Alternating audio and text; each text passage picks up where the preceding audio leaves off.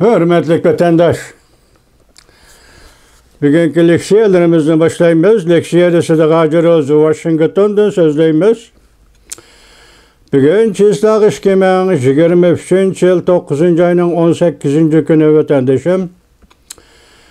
Bugün sizlerge sözleydiği leksiyemiz benim nezerimde fevkulladır leksiye.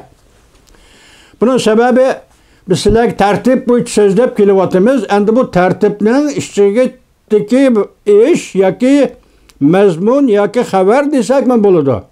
Anda tertipnin sırtı çıkıp ketken dep düşündürsek mi buludu? İnsanlarda bak hazır Cungo Taşkı İşler Ministeri Wang Yi yaki Taşkı Hizmet Komitetinin müdiri Wang Yi üyede olturup yaki mırzıkamakta olturup Reis Xi Jinping'e tekşürüşname yazıvatıdı dedik. 2 günden biriki leksiyelerde, muhakemelerde şundak dedik.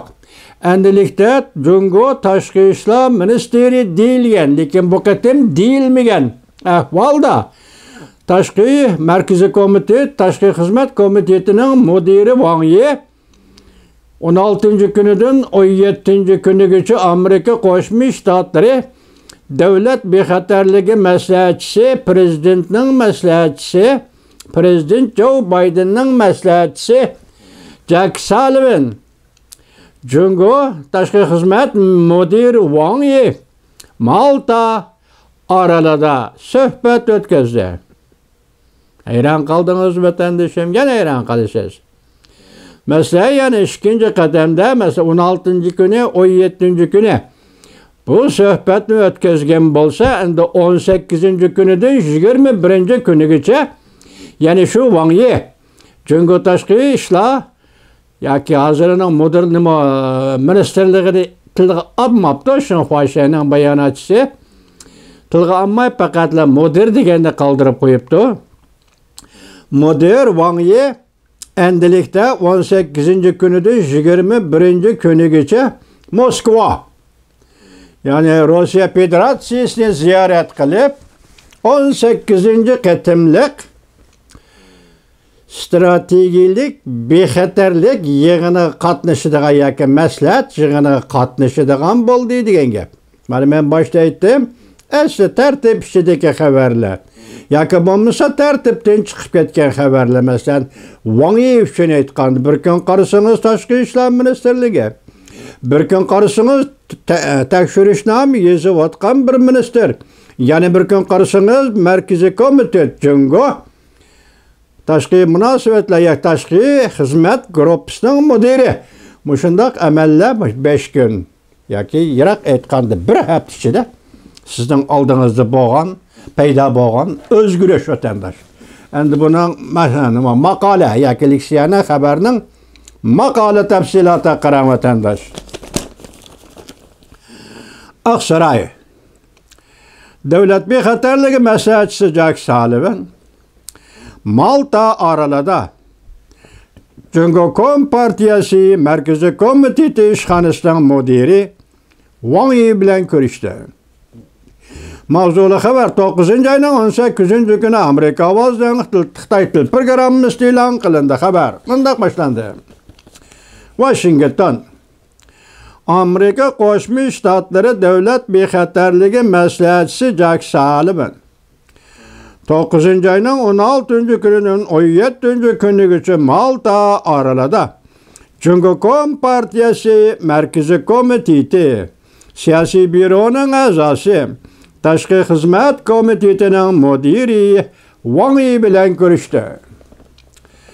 Hamda Cungoning Tashqi ishlar mudiri Wang Yi bilan suhbat o'tkazdi. Aqsaray e'lon qilgan bu suhbat xotirasida mundaq ko'rsatildi. Bu qatimqi suhbat eshib etilgan aloqa munosabat yo'llarini saqlash va Amerika Cungo ikki davlat munosabatini mas'uliyatchan boshqarishni davomlashtirish uchun ko'rsatgan tirishchanlikning bir qismidir. Demak, hozir diqqat qiling, aloqa munosabat yo'llari Cungo unamayotdi degan to'g'ri, shundami? Hem de alaqı münasebet yolları içi bitildi degan gap diqqat qiling noktaga vatandaş. Söhbət xatirəsində mındaq görüstüldü. İki taraf yani Cumhur Amerika Prezident Joe Biden bilen Reis Xi Jinping 2022 yıl 11 ayda Indonezya'nın Bali'yi arladı uçraşqanlığı asasında bu qatam samimi, mahiyetlik, quruluş karakterlik muhakemelik bardı. Jack Sullivan bilen mağayım. Bu söhbetin buran Amerika Cumhur iki taraf bir qancha qatam yuqori darajaliliklar uçuruş ötkazdi. Cümleden bunun içinde Aksaray, devlet bexatarligi maslahatçisi Jack Sullivan, Tashqi xizmat komiteti müdiri Wang Yi bilan Avstriya'nın Vina şehrida söhbet ötkazdi. 5. ayının 9. günüdün 10. günügacha. Hamda o'tgan bir necha oydan beri Amerika Davlat ishlar kotibi Antony Blinken, Moliya ministri Yellen, Klimat elchisi John Kerry, Savdo ministri Gina Raimondo Beijing'de Cumhur amaldorlari bilan suhbat o'tkazdi. İki taraf Amerika Cumhur munosabatidagi halqalik masalalarni, yer shari ve rayon karakterlik meselelerini muhakeme kıldı. Rusya, Ukrayna uruşu ve Tayvan boğuzu katarlık meselelerini muhakeme kıldı. Hudayım, Hudayım.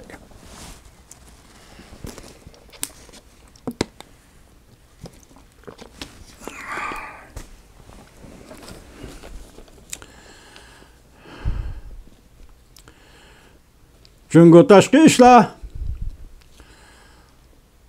muhakeme kıldı, meselelerini muhakeme kıldı. Amerika Tayvan boğazının tinchliği ve muqimligini muhimligini ta'kidladi. Aksarayning suhbat xotirasida mundaq ko'rsatildi. İki taraf strategik aloqa munosabat yo'llarini saqlab qolishga va'da. Hamda kelgusi bir necha oy ichida Amerika Cumhur halqalik sohalar bo'yicha texnik ko'p yuqori qatlam uchrashuv va maslahatlashish erib boradi. Devlet bexatarligi maslahatchisi Jack Sullivan bilan Cumhurning tashqi ishlar ministri elib tashlanib hozir yo'qkan u xizmat komitetining mudiri Wang Yining o'tkazgan suhbati Amerika Cumhur amaldorlari o'rtasida yuqori qatlamda elib berilgan suhbatning yangi bir qatimqisida. Buran yuqori qatlam suhbat elib berildi. Bu qatam Malta suhbati yangi bir qismidir. Bu muhokemeler belki Amerika Qo'shma Shtatlari Prezident Joe Biden bilan Cumhurning davlat raisi Xi Jinping bu yilning oxirida kechrak ko'rishadiganligining asosini solganlikdir. Cumhur Tashqi ishlar ministrligi mundaq ko'rsatdi. İki taraf yuqori qatlamda aloqa munosabati bo'lishga qo'shildi. Men yangilik juma vatandosh 4. ayının 1. gün Kurt Campbell, Aksaray, yuqori darajalik amaldor nima degan edi? Esinglarda bor. Hozir endi hisob 4. ayda hisoblaganda 5 oydan keyin qo'shildi. Cumhur ma'qul dedi, Maltada degan gapni esingizda saqlang.